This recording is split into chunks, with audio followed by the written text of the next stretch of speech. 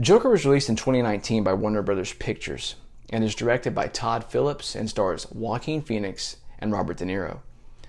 Joker is the latest installment of the Batman supervillain Joker that shows and depicts the man that he is before he becomes the clown that we all know and love. I've been looking forward to this movie for quite some time, and Joker did not disappoint. With the economic disparity that surrounds Gotham City in this movie, it kind of makes you think about our current economic inequality, which is why I believe that Todd Phillips went that direction with this film. This movie will not disappoint you if you are easily distracted. Each scene keeps you in the moment until it beautifully transcends into the next take. The film depicts Arthur Fleck and his struggling career as a street clown. He is in a financial pinch, having to also take care of his dying mother, whom we see as all that Arthur really has. Arthur's dream is to be casted alongside his idol late-night stand-up host Murray Franklin, which, by the way, is depicted quite brilliantly by Robert De Niro.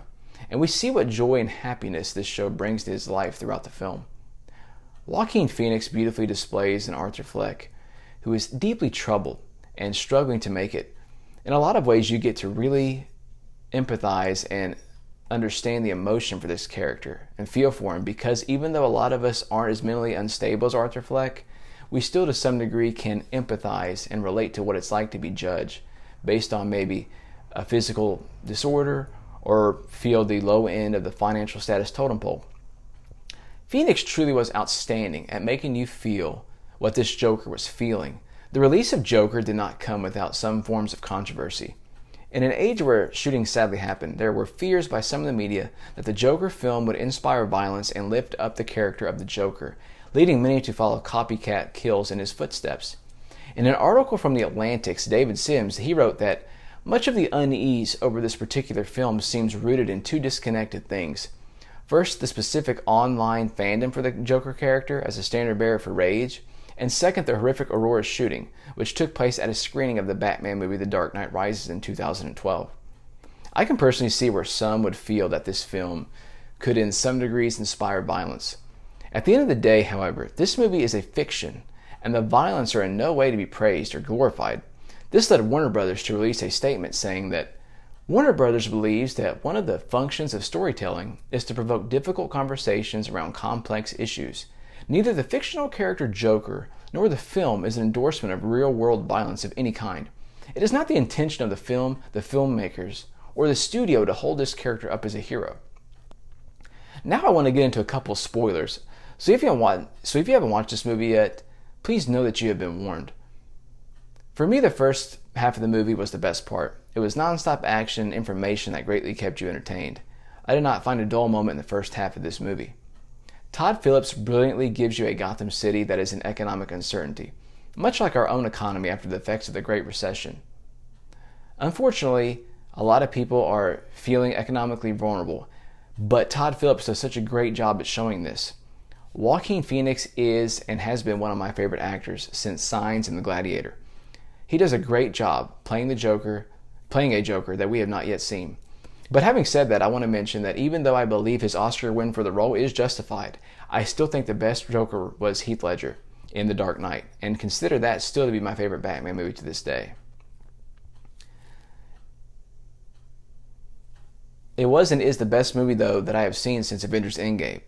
The second half of the movie, while good, is not as good as the first half. I feel like as soon as Arthur in the scenes where he's at the Murray Franklin talk show comes to an end, the movie starts to go down from there.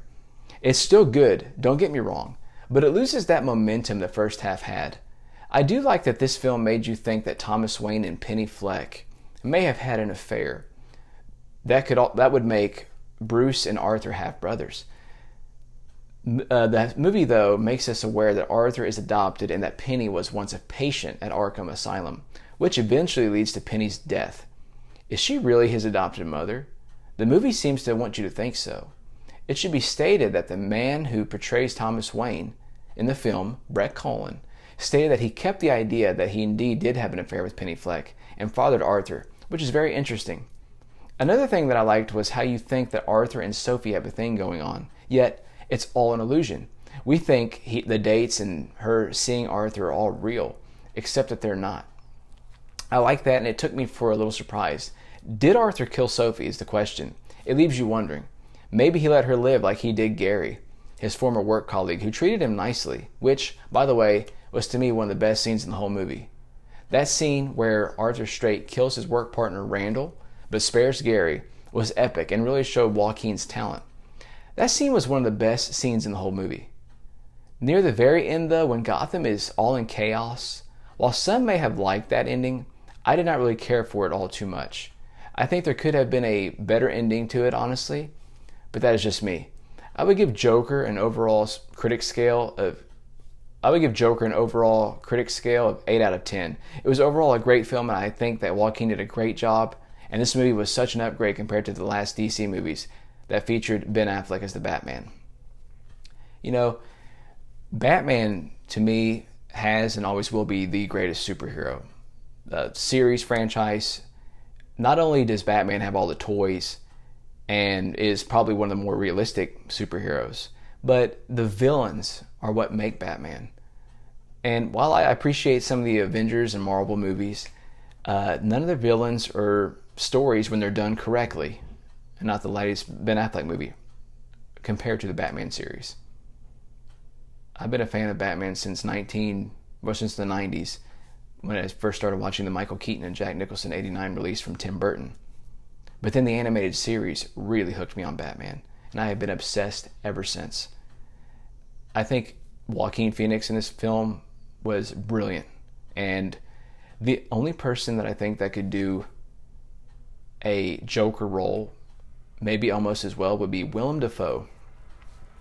He's been talked about, and someone recently did fan art on Willem Dafoe. I think he would be an incredible Joker. I think he would just be outstanding. His facial expressions, his laugh, his voice. I just think he'd be incredible. And there was also rumors back in the day of Johnny Depp being a Joker, which that would be interesting. I don't think he'd be as good as Willem Dafoe, but I'm glad I watched this movie. Every fan of Batman should check this movie out. But I also like the idea from the comic book perspective of Batman that the Joker never really had an origin. So this movie's fun to play with. You know, it's fun to play with, but the Joker, like I said, didn't have an origin, and I kind of want to keep it that way.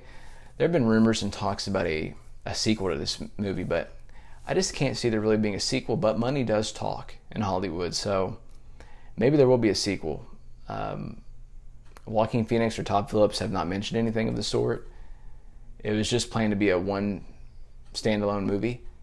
But I hope you all enjoyed this reaction, this video. Let me know how you're liking my videos. Maybe something I can improve on. How's my sound quality, etc. Please like and subscribe if you enjoyed this video, and I plan on making more in the future. Thanks, guys, and have a great one.